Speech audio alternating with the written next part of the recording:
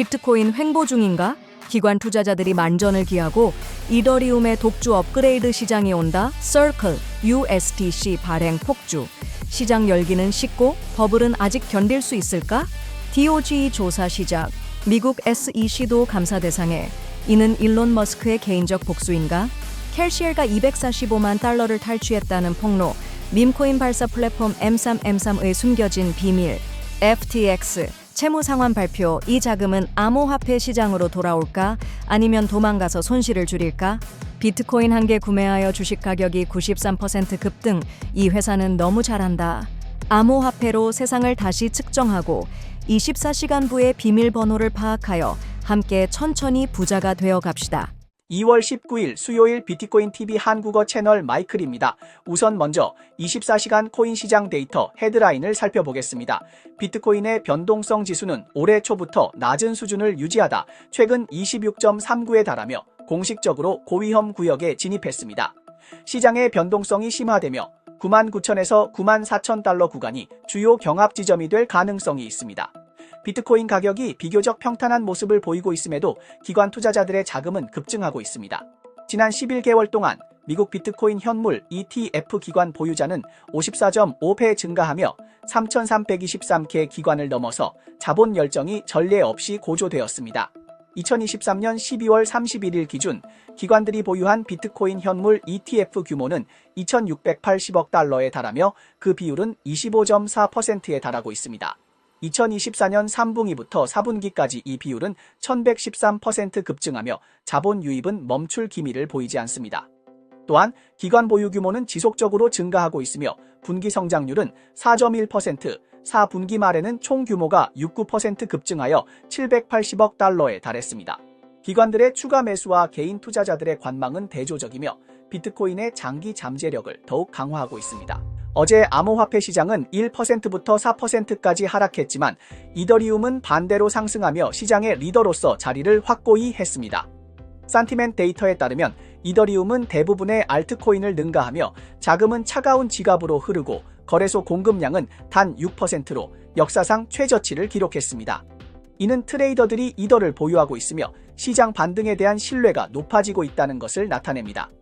옵션 시장에서는 3월 28일 이후 강세 심리가 확산되었고 시장은 피크라 업그레이드에 따른 변동성을 사전 대비하려는 움직임을 보이고 있습니다.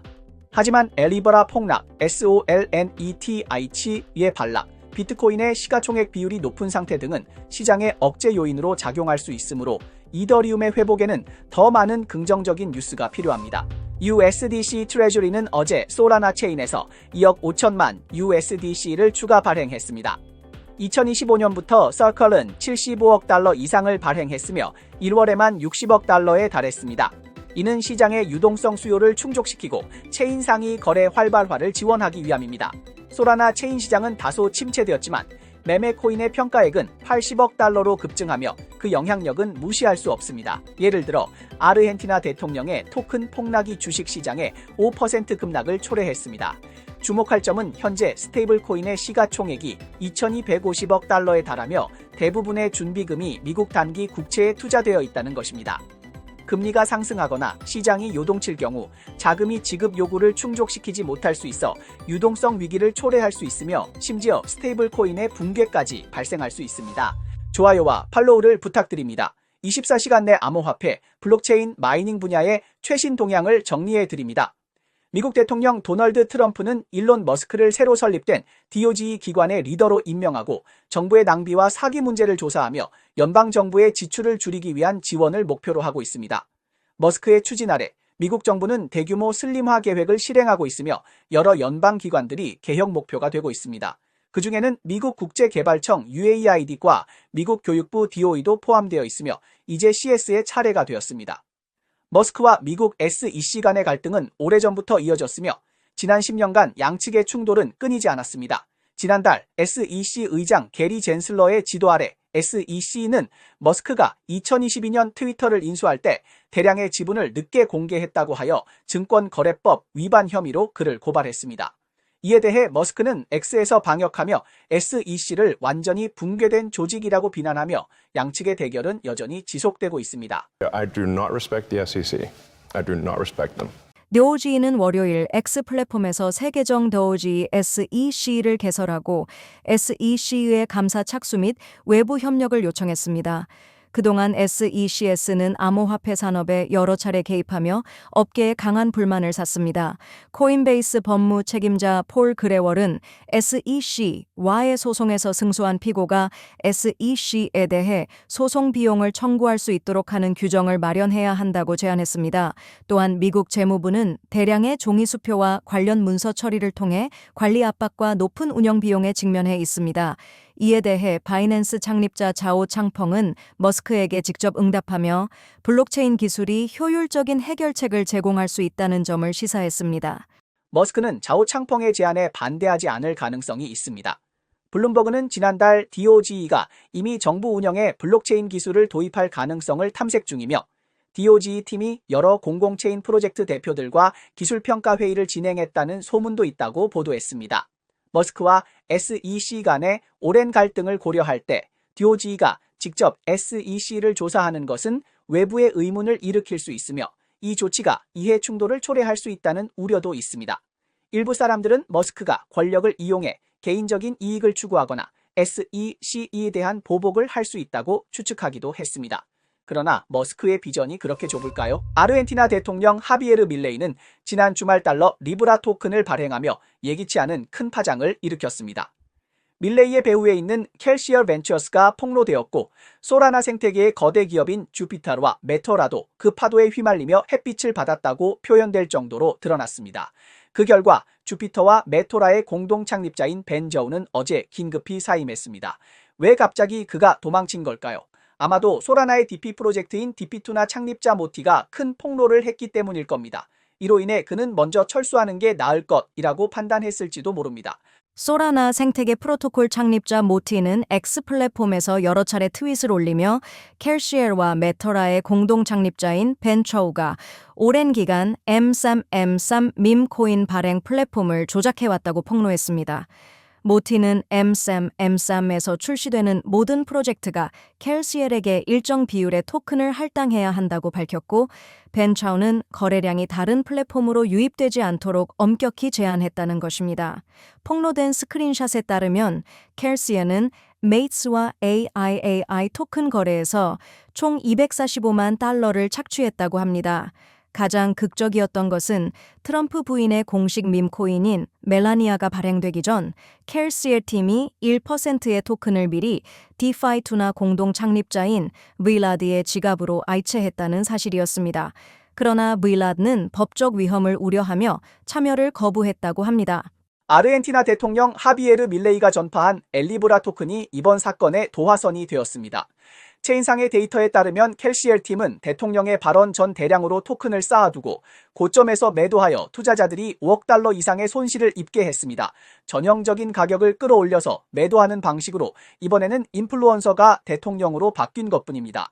폭로가 이루어진 24시간 후 메터라의 공동 창립자인 벤 초우는 사임을 발표했습니다. 트럼프 부인부터 아르헨티나 대통령, 소라나의 최고 프로토콜부터 신비한 벤처 캐피탈에 이르기까지 이번 2억 달러 규모의 스캔들은 디파이의 번영 뒤에 숨겨진 탐욕과 부패를 드러냈습니다. 탈중앙화의 선봉장이 수학자로 변했을 때 일반 투자자들은 누구를 믿어야 할까요? 어쩌면 이 폭풍의 유일한 가치는 더 많은 사람들이 밈코인의 광기가 결국 다수의 눈물로 끝날 것임을 깨닫게 만든 것일지도 모릅니다.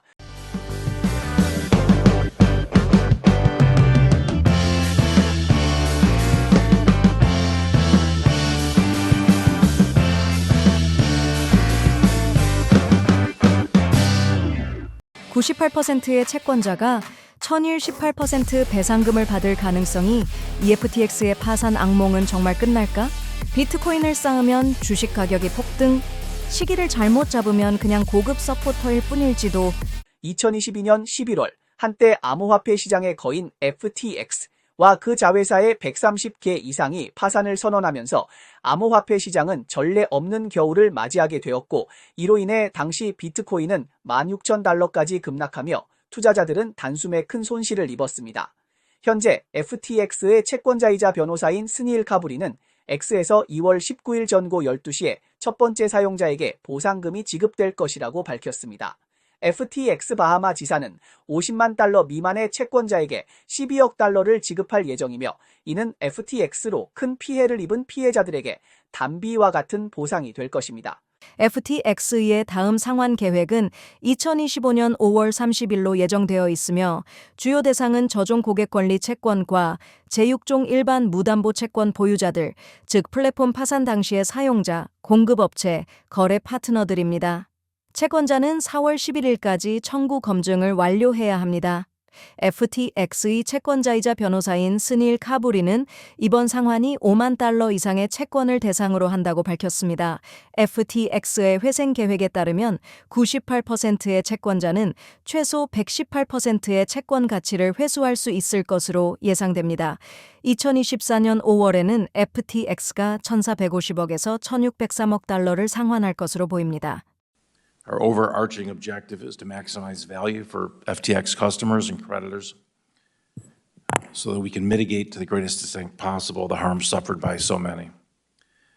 The FTX Group's collapse appears to stem from absolute concentration of control in the hands of a small group of grossly inexperienced and unsophisticated individuals who failed to implement virtually any of the systems or controls that are necessary for a company entrusted with other people's money or assets. FTX가 드디어 상환을 시작했는데 암호화폐 업계의 큰 사건이 이제 끝을 맺을까요?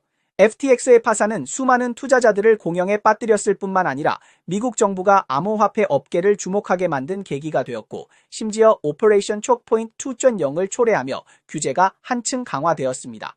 시장은 침체기에 빠졌고 채권자들도 어려운 상황에 처해 있습니다. 2022년 말까지 10,000 건 이상의 채권이 할인가로 처분되었습니다. 이제 FTX가 상환을 시작했지만 시장에서는 큰 의견 차이가 존재합니다. 어떤 사람들은 암호화폐 업계에 너무 많은 문제가 있어 돈을 돌려받은 후 도망가는 것이 좋다고 생각하는 반면 다른 사람은 업계가 바닥을 찍고 반등할 수 있다고 믿고 있으며 자금은 다시 유입될 가능성이 있다고 봅니다. 그렇다면 이 돈이 어디로 흘러갈까요? 어제 강세파 마이클 세일러의 전략이 다시 32억 달러를 투입하여 31,270개의 비트코인을 구매하고 보유 수량은 47만 7,670개로 증가하였으며 비트코인 공급량의 2%를 차지하게 되었습니다. 2024년 주가는 400% 급등했습니다. 한편 일본의 메타플래넷은 계속해서 벤치마킹을 하며 2월 17일 269.4개의 비트코인을 구매하여 보유 수량은 2031.5개를 초과했고 시장 가치는 10억 9,470만 달러에 달했습니다. 12개월간 주가는 3,900% 급등했습니다.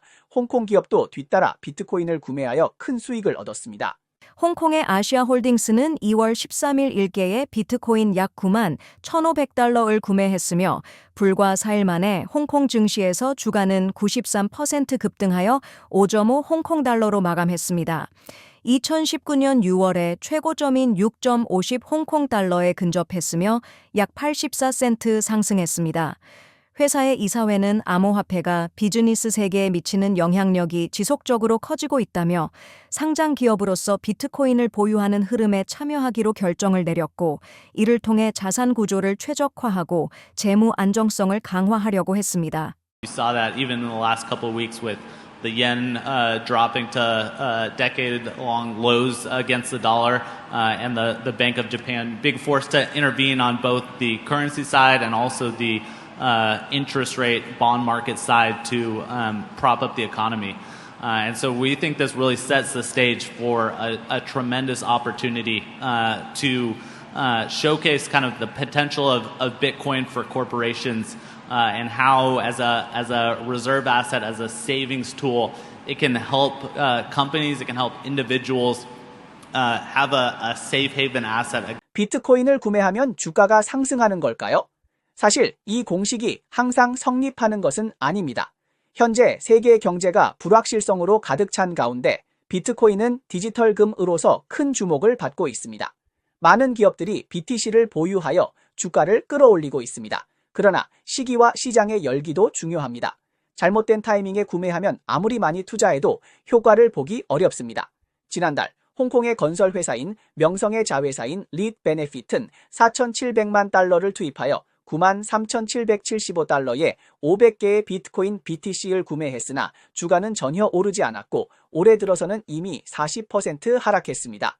비트코인은 누구나 구매한다고 해서 반드시 수익을 올리는 마법의 공식은 아닌 것 같습니다. 일부 기업들은 뒤따라가는 입장인 것 같습니다. 앨런 머스크의 적대적 인수를 방지하기 위해 차트GPT 개발사 오픈AI가 비영리 이사회에 특별 투표권을 부여하여 이사회의 권한을 유지하고 회사 재편 후에도 통제권을 유지할 것을 고려 중이라고 전해졌습니다. 한국 대법원은 테라 USD 데루나가 금융투자 상품이 아니라고 판결했습니다. 이는 가상자산의 증권 성격에 대한 실질적인 판결은 아니지만 이 판결이 향후 하급 법원에 영향을 미칠 것으로 예상됩니다. 2024년 12월 31일 기준 스트래티지의 직원 총수는 1,534명으로 감소했으며 이는 전년 대비 400명 감소한 20.7%의 감소율을 보입니다. 데이터에 따르면 비트코인 NFT 프로토콜 오르디널스의 명문 주조 총량이 7억 900만 개를 돌파하여 7억 902만 3,290개에 달했습니다. 누적 명문 주조 비용은 7,000 비트코인을 초과하며 총 가치는 약 6억 7,370억 달러입니다. 신보에 따르면 홍콩 증권감독위원회가 가상자산 거래 플랫폼 라이선스를 다시 발급했으며 가상자산 거래 플랫폼 블리쉬가 승인을 받아 현재 홍콩의 가상자산 거래 플랫폼 라이선스 보유 수가 10개로 증가했습니다. 네, 이상이 오늘 방송의 주요 내용입니다. 저희 채널은 주로 암호화폐, 블록체인, 채굴 업계에 가치 있는 뉴스를 보도하고 있습니다. 뉴스 외에도 심도 있는 특집 보도를 제공하고 있습니다. 채널이 유익하다고 생각되시면 공유와 팔로우 해주세요. 또한 회원이 되어 함께 성공해 자산을 늘려봅시다. 그럼 내일 또 만나요.